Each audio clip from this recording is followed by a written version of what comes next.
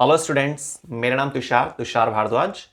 आज इस वीडियो में हम कुछ इंपॉर्टेंट ट्रिक्स के बारे में डिस्कस करने वाले हैं। देखिए, जैसा कि आप सब जानते हैं, सीबीएसई ने काफ़ी समय पहले इस बात को क्लियर कर दिया था कि भाई फर्स्ट टर्म का जो एग्ज़ाम होगा वो फुल्ली एमसीक्यू बेस्ड होने वाला है। और अब वो समय आ गया है, आप स्टार्टिंग से मेहनत कर रहे हैं, ठीक, फर्स्ट टर्म के एग्ज़ाम को हैंडल करने के लिए, अच्छे मार्क्स गेन करने के लिए। लेकिन बहुत बार ऐसा होता है, काफ़ी सारे बच्चे ऐसे होते हैं जो मेहनत तो करते हैं, ठीक है, लेकिन एग्जाम पेपर को आप सही तरीके से कंडक्ट नहीं करते हैं, कोई ट्रिक्स यूज नहीं करते हैं, और जिसकी वजह से क्या होता है, सारी मेहनत खराब हो जाती है, मार्क्स खराब हो जाते हैं। और याद रखिएगा, अगर फर्स्ट टर्म खराब होता है तो सेकंड टर्म अच्छा जाएगा, इसके चांसेस बहुत कम हो जाते हैं। फर्स्ट टर्म अगर खराब हुआ ना, तो आप सोच लीजिए सेकंड टर्म खत्म, क्योंकि सेकंड टर्म में आप प्रेशर में आ जाएंगे। फर्स्ट टर्म के मार्क्स डाउन हुए आपकी गलत स्ट्रैटेजी की वजह से। आपने मेहनत तो की फर्स्ट टर्म के लिए, शुरू से आप मेहनत की आपने, है ना, सारे टॉपिक्स को कवर किया, एनसीईआरटी को कवर किया, एक्स्ट्रा मटेरियल को कवर किया, लेकिन फिर भी किसी कमी की वजह से, किसी रीजन की वजह से आपके फर्स्ट टर्म में अच्छे नंबर अगर नहीं आए, तो सेकेंड टर्म में आप प्रेशर में आ जाएंगे। उस प्रेशर की वजह से सेकेंड टर्म का रिजल्ट भी डाउन हो जाएगा। तो यकीन मानिए कि कुछ ट्रिक्स भी आपको यूज करनी होती हैं। आप सिर्फ मेहनत करके अच्छे नंबर नहीं ले सकते। मेहनत करना फर्स्ट प्राइमरी कंडीशन है, लेकिन सेकेंडरी कंडीशन भी बहुत ज्यादा रोल प्ले करती है आपके अच्छे मार्क्स को गेन करने में। और आज की इस वीडियो में हम वही कुछ पॉइंट्स, वही कुछ स्ट्रैटेजी डिस्कस करने वाले हैं, जिसके जरिए हम अच्छे मार्क्स को फर्स्ट टर्म में गेन कर सकते हैं। तो चलिए समझते हैं कि ऐसी कौन सी ट्रिक्स है। ठीक है, देखिए, जब आप एग्जाम रूम में जाते हैं, एग्जाम पेपर आपके सामने आता है, पेपर में बहुत सारे क्वेश्चन होते हैं, लेकिन सारे क्वेश्चन टफ होंगे ऐसा हो ही नहीं सकता, और सारे क्वेश्चन इजी होंगे बिल्कुल भी पॉसिबल नहीं है। जो एग्जामिनर है ना, जिसने आपका पेपर तैयार किया है, वो ये चाहते हैं कि जो बच्चा अच्छे नंबर ला रहा है वो बेस्ट होना चाहिए, उसके पास मेहनत भी होनी चाहिए और ट्रिक्स भी होनी चाहिए। अगर आपके पास दोनों चीजें हैं, आपने मेहनत, वो तो अब पॉसिबल नहीं है, उसका टाइम तो जा चुका है, वो तो आपने स्टार्टिंग से एग्जाम से जस्ट पहले तक जो आपने टॉपिक्स कवर किए हैं उसके अकॉर्डिंग ही डिसाइड होती है। ठीक है, तो मेहनत करने का तो समय खत्म हो चुका है।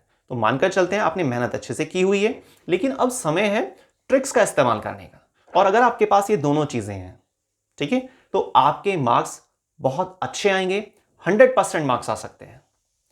तो देखिए क्या होता है, एग्जामिनर पूरे पेपर में जितने भी क्वेश्चंस डिजाइन करते हैं उनमें बीच बीच में रैंडमली, कोई सीक्वेंस नहीं होती है, इजी क्वेश्चन भी होते हैं, मॉडरेट क्वेश्चन भी होते हैं, और थोड़ा सा हाई लेवल के क्वेश्चन भी होते हैं, मींस थोड़ा सा ट्रैपिंग क्वेश्चन भी होते हैं। ट्रैपिंग क्वेश्चन से मेरा मतलब है कुछ ऐसे क्वेश्चन होते हैं जो आपको कंफ्यूजन क्रिएट कराएंगे। वो एक तरह से क्वेश्चन इस वजह से डाले गए हैं जिससे कि आपका कॉन्फिडेंस लेवल, आपके ब्रेन की पावर को टेस्ट किया जा सके। और बात भी ठीक है, भाई आप कोई सेकंड थर्ड क्लास में नहीं है, आप 10th बोर्ड का एग्जाम दे रहे हैं, तो कुछ तो क्वालिटी होनी चाहिए पेपर की। अब देखिए, हम ऐसे क्वेश्चन को कैसे सॉल्व कर सकते हैं, या क्या तरीका होना चाहिए पेपर को सॉल्व करने का। देखिए, जब पेपर आपके हाथ में आता है ना, तो आप पेपर को पूरा रीड करते हैं, और जिस समय हम पेपर को पूरा रीड करते हैं ना, एक तो उसमें काफी समय चला जाता है। दूसरी खास बात, हार्ड क्वेश्चन पर जब आपकी नजर पड़ेगी तो आप थोड़ा सा कंफ्यूज हो जाएंगे, थोड़ा सा घबरा जाएंगे, थोड़ा सा होपलेस हो जाएंगे, थोड़ा सा कॉन्फिडेंस लेवल आपका डाउन हो जाएगा, जिसकी वजह से क्या होता है, आपकी ब्रेन के द्वारा जो प्रोसेसिंग है इजी क्वेश्चन को सॉल्व करने की, वो भी डाउन हो जाएगी।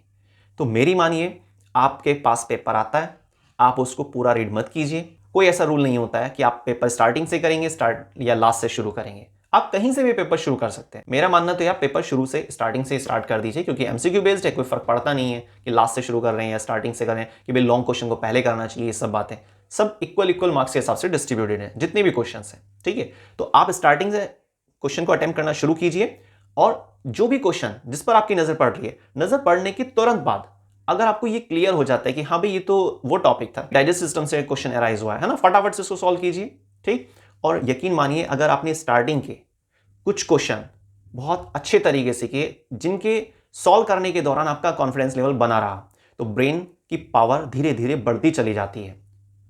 अगर आपको लगता है कि आपने 5-6 क्वेश्चन सॉल्व किए, अच्छे से हो गए, 7वां क्वेश्चन कोई ऐसा आ गया है जिसको करने में थोड़ी प्रॉब्लम हो रही है, तो आप तुरंत स्किप कर दीजिए, उस पर मार्क कर लीजिए कि भाई ये क्वेश्चन मेरा रह गया है। तुरंत कोशिश नहीं कीजिए आप कि भाई 3 बार पढ़ रहे हैं, 4 बार पढ़ रहे हैं, टाइम वेस्ट हो जाएगा, आप इलझ जाएंगे और एग्जामिनर का टारगेट जो है पूरा हो जाएगा, पर आपको एग्जामिनर को हराना है। ठीक है, तो आप उसको स्किप कीजिए, नेक्स्ट क्वेश्चन पे पहुंच जाइए। ये ट्रिक्स यूज करते हैं तो उससे फायदा क्या होगा, आपके ब्रेन का कॉन्फिडेंस लेवल लगातार बढ़ता चला जाएगा। बहुत बढ़िया प्रोसेसिंग होती है अगर हम स्टार्टिंग में कॉन्फिडेंस को बनाए रखेंगे, क्वेश्चंस को अच्छे से कर पा रहे हैं। ठीक है, तो लास्ट का जब समय आएगा, ठीक, जब आपके सारे क्वेश्चन जो भी इजी क्वेश्चन है या जो थोड़ा सा कॉम्प्लिकेटेड थे आपने उनको भी सॉल्व कर लिया है, लेकिन करीब 8 से 10 क्वेश्चन ऐसे बच गए हैं जो थोड़ा सा कॉम्प्लिकेटेड, जो थोड़ा ज्यादा कॉम्प्लिकेटेड है ना, जिनको करने में कुछ समय लग रहा है, उनको आप लास्ट में कीजिए।